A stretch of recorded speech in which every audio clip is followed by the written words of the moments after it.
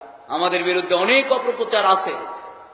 আমাদের কখনো কখনো কেউ আমাদের চামড়া দিয়ে জুতা বানাতে চায়, কেউ আমাদের রক্ত খাইতে চায়, কেউ বলে সকাল বিকাল নাস্তা করতে চায়। কিন্তু ভালো খবর হইল, যারা আমাদেরকে দিয়ে নাস্তা করার স্লোগান একসময় আমাদের বন্ধু ছাত্র সংগঠন, সবচেয়ে বেশি জাসদ ছাত্রলীগ, ছাত্র ইউনিয়নের ভাইয়েরা দিয়েছিলেন, আজকে আমরা নাস্তা খাওয়ার জন্য অনেকেই তৈরি হয়েছি। নাস্তা খাওয়ার মানুষগুলোকে আর বাংলাদেশের কোনো জায়গায় খুঁজে পাওয়া যায় না। যারা ছাত্র শিবিরের নাস্তা খাওয়ার জন্যে, যারা ছাত্র শিবিরকে নিঃশেষ করে দেওয়ার জন্য যারা প্রচেষ্টা চালাচ্ছেন, আমরা তাদেরকে বলবো, আমরা এই পৃথিবীর এমন এক অস্ত্র আমাদের কাছে আছে। এই অস্ত্রের শব্দ উচ্চারণ করার সাথে সাথে আমার রাজশাহী বিশ্ববিদ্যালয়ের কথা মনে হয়। আমি যখন রাজশাহী বিশ্ববিদ্যালয়ের সভাপতি, আমার বিশ্ববিদ্যালয়ের ভাইস চ্যান্সেলর একদিন আমাকে খুব একান্তভাবে ডেকে বললেন, বাবা তোমাদের সবাই ভয় পায় কেন বলো তো? আমি বললাম যে কেন ভয় পায় তা তো আমি জানি না। বলছে না, তুমি আজকে আমাকে এটা একটু বলে দাও কেন ভয় পাও। তখন আমি বললাম যে দেখেন আমাদের স্যার, আমাদের ছেলেরা কেন ভয় পায়? বলছে না, তোমাদেরকে সবাই ভয় পায়। তখন আমার সাথে সাথে বুখারী শরীফে সে হাদিসটির কথা মনে হয়েছে। আমি বললাম, স্যার ভয় পায় আমাদের কাছে এমন একটা অস্ত্র আছে, এই অস্ত্র আর কারো কাছে নেই।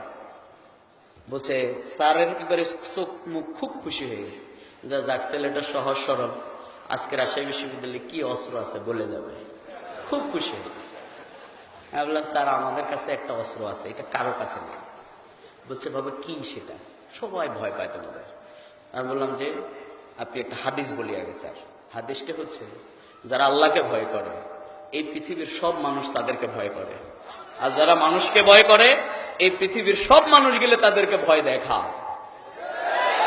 ছাত্র শিবিরের কর্মীরা গভীর রাতে আল্লাহকে সিজদা করে ভয় করে যেই অস্ত্রকে সামনে এই পৃথিবীর কামান গোলা বারুদ দিয়ে ছাত্র শিবিরের সেই অস্ত্রকে কেউ মোকাবেলা করতে পারবে না।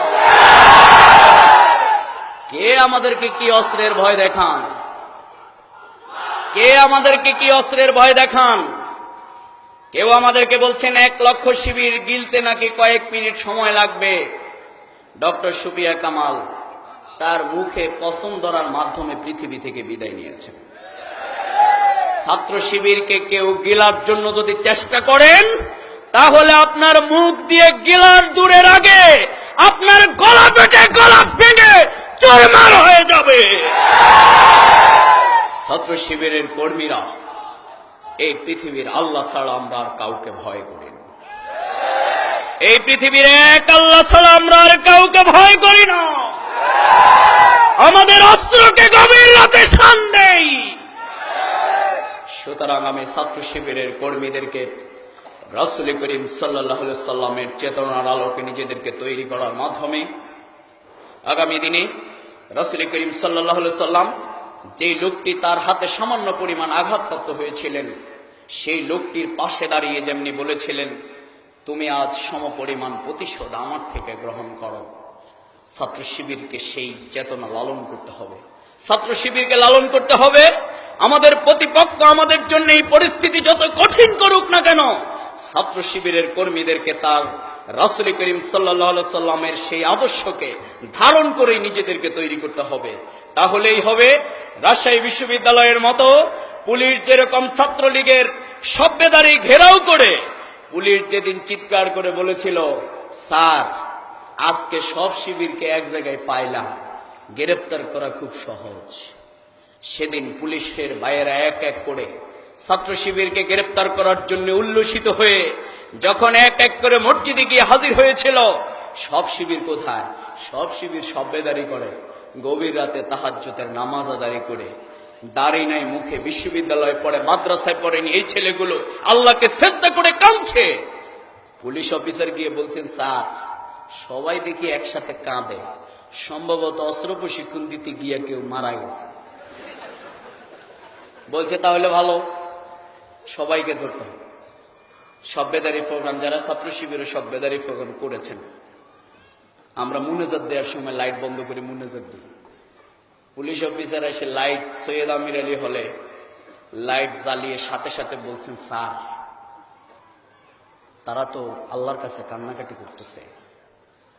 পুলিশ অফিসার পরের দিন ভাইস চ্যান্সেলরকে গিয়ে বললেন যে যাদেরকে গ্রেপ্তার করার জন্য পাঠিয়েছেন, আমি গিয়ে দেখলাম তারা এমন এক ভাষায় আল্লাহর কাছে দোয়া করে, আমার বাবা নাই, ওয়্যারলেসের সুইচ বন্ধ করে দিয়ে আমি টোটাল ফোর্স নিয়ে তাদের দোয়ায় অংশগ্রহণ করে ফেলেছি।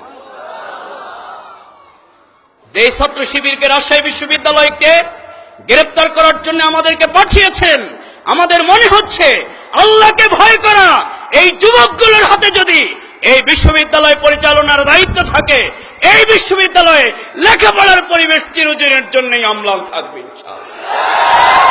ছাত্র শিবিরকে সন্ত্রাসের মোকাবেলায় সন্ত্রাস নয়, ছাত্র শিবিরের সন্ত্রাসের মোকাবেলায় উদারতা দিয়ে, ভালোবাসা দিয়ে মানুষের পাশে যেতে হবে। যে আপনার জন্য সবচেয়ে বড় অস্ত্রটি শান দিচ্ছে, আপনাকে পেলেই মারবে, আপনি অপেক্ষা করুন তার মায়ের জানাজায় গিয়ে কখন অপেক্ষা করবেন, অংশগ্রহণ করবেন। তিনি অসুস্থ হলে তার পাশে গিয়ে কখন দাঁড়াবেন।